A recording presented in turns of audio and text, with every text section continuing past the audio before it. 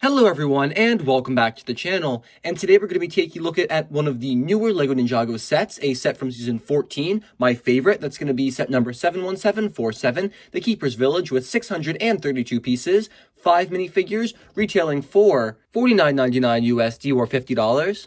And this set is absolutely fantastic. It is my favorite in the wave, despite it not being the largest. I really wish it was, because the playset here is phenomenal. Playsets are always and will always be my favorite kinds of sets, especially for Ninjago, because the locations are always rich with detail and just amazingness, and this one is no exception. There are some incredibly amazing parts of this set, from the lava fall here to the snake mouth, to the awesome different traps, to the totem pole here. We're going to take a look at all 5, technically 6, because we're going to do the totem pole too, of the characters included here, and then move on to the amazing build of the set. All right, the first character we're going to take a look at is going to be the only exclusive one in the set. That's going to be Cole, Ninja of Earth, and I'm loving the way this character looks. His weapon is amazing. I really love how every character in this line has a very nice golden weapon with a machete blade attached. It's really, really good character continuity, and reminds me a lot of the Cypher Quakes, honestly. On the back, he's got a very nice scabbard in dark gunmetal gray with a pearl silver katana. Looks really good, and he shares that with pretty much every other ninja in this line. Really, really love the way this character looks. Let's take away those accessories though and get a better look at the printing. Unfortunately, this character's facial expression remains unchanged in the LEGO Ninjago movie, and I'm not a fan of that. I really don't like this face. The printing for the torso and the legs though is amazing. I really love the orange belt. Pops very, very nicely against the black there. Knee pads are really great as well. I love the belt, and the armor piece he's wearing around his chest looks really cool as well. And that hairpiece is phenomenal. I love the orange band going around it. Really, really nice design. Works very well with the black. Pops, again, very nicely. On the back, you can get a better look at his alternate facial expression, along with the belt and some lettering there. Really cool looking minifigure. Wish there was a different facial expression, but I love the exclusive hairpiece. And the torso and leg printing is fantastic. Probably my favorite, almost my favorite in the set. The next character is going to be Jay, and his weapon is very similar to the Nunchucks of Lightning. It's a very nice gold chain attaching a machete along with a lightsaber attachment piece. On the back, again, he has the same lightsaber holder, katana holder, scabbard with the pearl silver katana. Looks really cool, but let's get rid of those and take a look at that printing. Jay's face, I don't necessarily mind as much as I do Cole's, though I really do wish we had a different facial expression for him, because I'm kind of tired of the LEGO Ninjago movie ones. The hairpiece here is amazing. I actually do prefer this hairpiece to his original one, and so it's really nice to get a new exclusive version of it here. I love the blue on the dark reddish brown there. It looks great. The printing for his torso is very, very nice. I love how he has the belt going across both his hips and his chest, and that's a really nice design. Also, there's a cool water bottle in there as well. The dark blue belt I can barely see, which is a bit unfortunate, but I love all the yellow lines and designs. And then pulling off his hairpiece, you can get a better look at the back of his facial expression. Really nice and happy. And then that belt and across the chest printing continues on the back there, covering up his symbol, which they still printed anyway. Really love this character. Really, really great character continuity with the printing, and I just love the way he looks. Probably one of my favorite of the ninja. And the final ninja is going to be Kai, and he's got 2 machete blades as his accessory, no gold pieces to connect them or anything, and that works well for his character. On the back, he has another one of those dark gunmetal gray scabbards with a pearl silver katana. Looks great, but let's get rid of that and take a look at the full printing.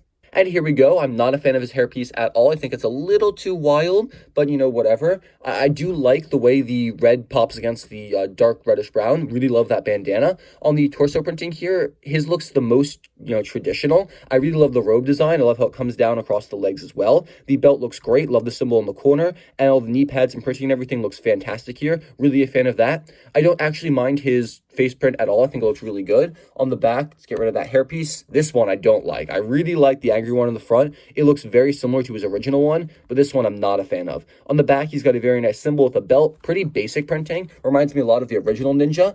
So definitely a really cool figure, although doesn't really have the island flair the other ones do. Chief Madamus is the next character, and I love this figure. Probably my favorite in the entire wave. So detailed, so cool. I love the teal coloring on his crown right there. It looks amazing. First up, his weapon is a very nice lightning staff. Very, very large as well. Let's get that out of the way, though. And that gives us a much better look at the character itself. Now, this crown is composed of 3 pieces. The 2 white teeth pieces attach in on little holes in the side of the crown. And then everything else is cast in gold with some dual molding for the teal there as well. And that looks beautiful. Love that piece. But pulling that away gives you a much better look at this minifigure. And wow. I'm in love. The cape is a very nice color. I think it's brand new in this coloring. I love the purple with all the gold highlights. Those teeth look incredibly impressive. Love the Godzilla design there as well. And there's just so much gold and teal printing for different armor pieces there. Super, super unique. On the back, he has an alternate facial expression. Looks a bit more angry. And then pulling up his cape gives you a better look at the back torso printing, which just continues the armor. It has those straps that go on the front and the back to hold it all in place. Really love that continuity. Some great coloring as well. This minifigure is absolutely fantastic, and I'm really, really loving that crown piece as well. Looks super cool, and definitely one of the best villains we've ever gotten for the LEGO Ninjago line. The Thunderkeeper is next, and I'm not the biggest fan of this character. I really love all of the different unique enemies in this line, although I use unique very, very loosely. There's 3 different ones: the Rumble Keeper, the Thunder Keeper, and Polomak, or whatever his name was, and every single one uses the exact same torso, legs, and 2 different head prints, which is very disappointing. However, with the different variety of weapons and masks and everything, I'm willing to overlook that because it's very hard to tell if you're not really looking for it. The weapon here is pretty cool, very similar to the Chief's weapon, but pulling that aside gives you a much better look at that amazing mask piece. It's actually a helmet that goes over the top and has some really cool printing on it. Pulling that up, though, gives you a better look at that facial expression and the barrel that he's wearing, the nice little leaves and everything. Really love that print, although it's replicated in every single enemy except for the Chief. Then we got some white printing on the back of the head. That head can be found in every version of this character, the Thunderkeeper, and of course the 2-headed guy as well. Really love this character. Really do wish there were some exclusive prints or something here besides just the mask, but it's okay. I mean, I really do love everything that happens here. Really great character. Great to get more army builders for this really cool purple enemy. All right, the totem pole. Now, this attaches onto the set. I'll show you how in just a second. And there are 3 different sections here. Up first, on the very top, we do have the Storm Amulet. Really, really love that. It comes in every single set, casting gold and translucent purple, which is really cool. We have 3 stickers to make up the eyes of each of the characters on the totem pole here. And an entire one of these weapons packs is used to fill out the designs and the weapons for them. On the back here, the only difference is there's 2 lightning strikes that can be positioned up and down behind the amulet. That looks really cool. The rest of them are built exactly the same, just with varying degrees of color.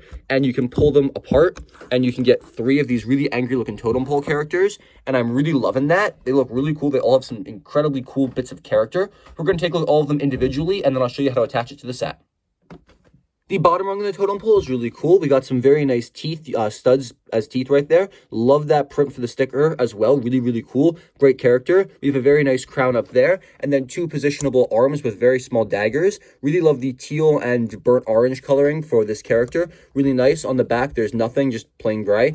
And there's some really cool positions you can put this character in. Really, really cool. And all these characters on the bottom, they have a little hole right there for a Technic-Pin axle, and you can just slide them on top, and they click in pretty well. But let's take a look at this top character now. Here's the middle rung of the totem pole, and as we go up, they get angrier and angrier, which I really like. This one has some very nice eyebrows there, made out of that burnt orange color from before. Really nice red-looking eyes, very nice fangs as well. We have longer swords this time, with teal and yellow being the color scheme, along with some very nice yellow circles. Really cool crown piece as well on the back there. No printing here. Pretty simple, just takes a bit of a step up from the last guy. Really like that. And again, there's a Technic-Pin axle at the top, and the next character just clips on there. And that's what that looks like. Really cool, solid connection. And of course, the final rung of this totem pole is going to be my favorite. We got some very nice split fangs there with a really cool looking sticker right there rather. Some really nice red designs and lines. Really love that eyeball piece as well. Crazy. Really nice large crown using the 2 pieces instead of just 1. We got some very nice large swords. I love the teal and red design. That looks really cool. And of course, there's a clip up here for you to put the Storm Amulet if you want, along with some lightning pieces behind. Nothing designed on the back, although this one is a bit different because it's the final rung of the totem pole. There is no Technic-Pin axle on the top, although there's a receiving hole on the bottom. This character looks amazing, and I'm just really, really in love with all of these characters. I believe, at least they can come alive based on what I've seen on the box. I don't know anything about this creature from the show, though, but that totem pole looks super menacing, and I love all the different weapons and designs there. Really cool, but now let's put it back onto the set and then take a look at the rest of the set. And for those of you who are wondering, the totem pole does connect. Like I showed you before, there is a single hole right there, and there's a Technic-Pin right here. You can just slot the totem pole on or off, and it pulls off with relative ease. And once you take that off, that allows us to get a closer look at the set. We can zoom in here. and this thing is amazing. There are 3 main sections, and they all hinge apart. Now, these 2 are connected. However, this one does come apart really easy. There's a little clip right there. I'll show you where that attaches in a second. We're going to focus on this section first. So the 2 sections here are, it's going to be the jail cell and the snake mouth, and then the throne room with the kitchen underneath. So starting right here, we have a very, very nice shield print with Godzilla, like I like to call him, on here. Really love that teal, yellow, and white design. And that shield is just attached onto one of these plunger pieces with a crystal on top. So you can take that off and give it to a character if you want. There's also a bone spear right here as well for characters if you wish. And then a very nice set of stairs going all the way up to the throne. There's another plunger with a crystal on top and a very cool throne with a sticker that I put on crooked, which bothers the heck out of me, but it's okay. And then we have a very nice kind of bone crown right here with some spikes. Looks really, really nice. And then just, some rock formations, decorations, and everything. And of course, the spot for the totem pole to attach. That's pretty much all for the top here. But on the back side, you can knock this off really easily. That is a minor flaw that I have noticed.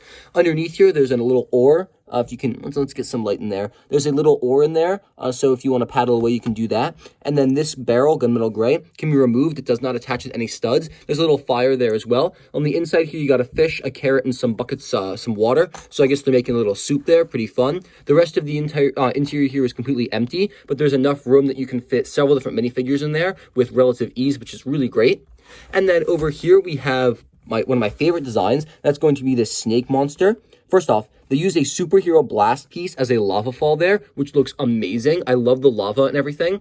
And it's like dripping down from this fire up top, which looks really, really cool. There's a bunch of other rock formations and decorations up top here. Some little, nice little leaves and foliage as well. And then another lava fall right here with this really artfully structured dragon or snake mouth. And this can wiggle all around if you want. And then the bottom jaw can move up and down. And when you move it up, actually, it allows the characters who are in prison to sneak out. So I'll show you that prison in a bit more detail in a second. There's a sticker right here, but that's about it for stickers on this section. That dragon mouth just looks really, really cool. Love the way it comes together. And it just looks super neat with all the different lava and translucent orange texturing. On the interior here, we have the jail cell. You can open it. The door is made of just some of these poles with some nice robot arms. On the inside there, we have a bone and a little bucket, I guess for you to drink, eat, or relieve yourself in, not sure. And then, of course, a little tile there, 2x2 with a single stud in the center for characters to sit on. And if you twist down that right there, that lifts up the mouth. So if you wanted from the outside to get a really nice play feature going, you can just twist it on the inside and it moves the jaw. There we go. Or if you're on the inside and you've got a character, let's take Jay because he seems to be the one that gets bullied a lot in the show. And you can put him in there. He's trapped. And just twist that. Now he's free and he can wander out. That's a really cool play feature and it works very well. Never had any problem with it. Although it is a bit cramped in there. So when you get your hand in there, first off, it covers everything so you can't really see it all that well. And it's really hard to maneuver in here, but it's still a really nice play feature and it works very well. And that hinge joint is pretty easy to maneuver. I like that a lot and it fits together very nicely. I would have preferred maybe some kind of clip or something, different studs, something to hold that together so it doesn't just swing out when you pick it up because that is a bit unfortunate, but it still works really well. Love this build.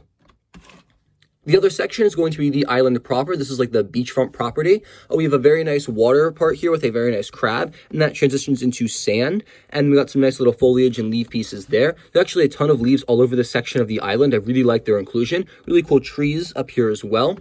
There's a sticker right here with a death tile, which looks very, very nice. This is a trap for several reasons. You can have this part on the ground here. I'm just going to set that in place. And so when you have a character walking, let's say you just kind of stand Jay over here. What's he doing? Ooh, trap. So that works with a simple technical pin connection. And that just kind of gets raised and lowered. And I really like how it has something that it's not a stud connection. It just rests there. And so it stays. And it's a really easy to break it away. So you can just have him standing there. And without warning, just yank him straight up to the sky. Boom. Really nice trap. Really like that. There's also a death token here. I'm not sure why this is a wobbly bridge. I don't think it has any point to the play feature. But if you push on the back here, you actually shoot out 3 of these very nice purple discs. And there are 3 extras included as well. This is the same cannon that was on the back of the Iron Man mech from earlier last year.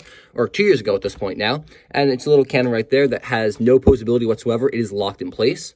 There's also a little spike pit right here with some Really nice bone pieces, and then a skull as well. I guess someone didn't make it out of these traps alive.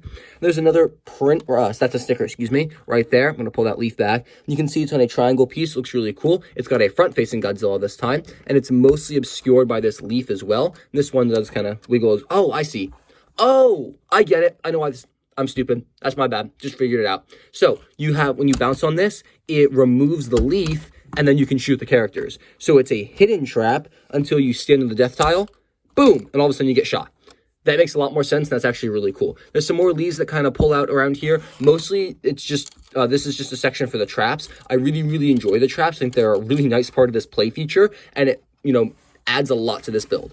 Now, on the back of this build, you may have noticed there's a little receiving connection here. So these actually clip together. Just push that into place and it clips in. Then you can slide this over here and then it connects into one fluid island. Not sure why they didn't just build it like this in the first place, but they chose not to, and that's totally okay, because of course it is nice to have the freeing options to connect it however you want. And then this grip right there actually locks it in place. It doesn't lock, but it allows the steps to have a really nice stopping point. And then it comes together to make a really nice looking island. Everything here is totally solid, and I really love how many different play features they packed into here, from the jail cell opening and closing to the totem pole being able to be opened and removed, the throne, the kitchen, the jail cell, the awesome shooting play feature here, and my favorite, the trap one, along with a really nice decoration there of someone who didn't make it out.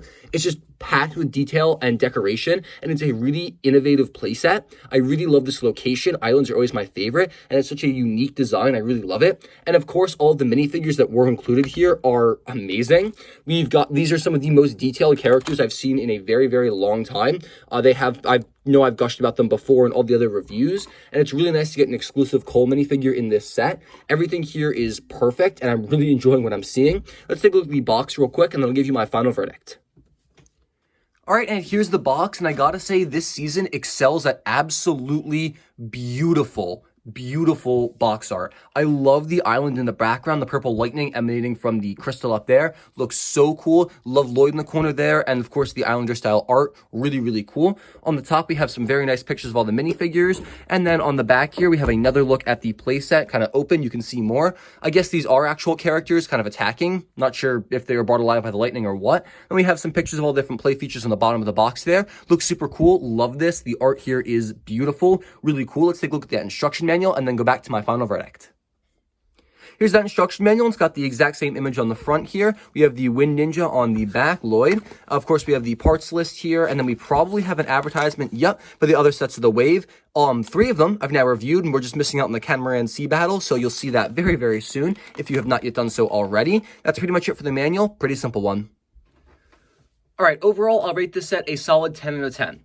Since this wave was revealed, I wanted this set desperately, and I thought it was going to be the only one I was going to get. Ended up buying the whole wave, and I have no regrets because every single set here is fantastic, although this one is definitely the best. Not only do you get a very good selection of the ninja, including one exclusive character, you get the main antagonist, a very nice totem design here. I love everything about that. The stickers there look great, and the weapons included are phenomenal. Really, really great design there. You get an excellent one of the Purple Warriors, the Islanders, and you get an amazing modular playset build filled with different play features, traps, and cool prints, designs, and awesome building techniques.